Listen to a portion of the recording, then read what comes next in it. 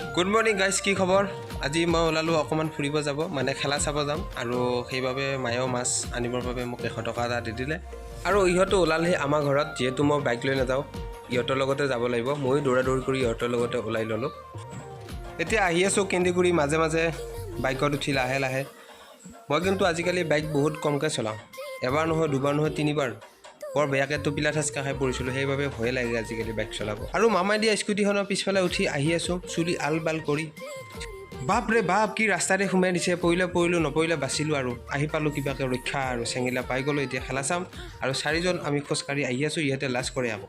আৰু আহি দেখিলোঁ খেল আৰম্ভ হোৱাই নাই, আৰু ইফালে সিফালে চালোঁ, চাই ভাবিলোঁ বৰফ বেপাৰী এটাৰ ওচৰত গৈ পেপাৰটো অলপ বজাই দিওঁ।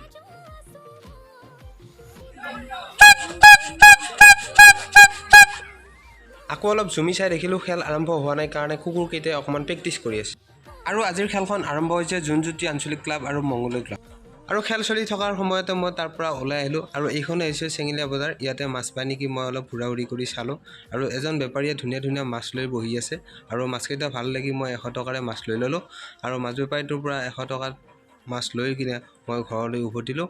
আৰু আজিৰ ভিডিঅ'টোত এইখিনি আছিলে। আপোনালোকে ভিডিঅ'টো ভাল পালে লাইক কৰিব, কমেণ্ট কৰিব আৰু শ্বেয়াৰ কৰি দিবলৈ নাপাহৰিব।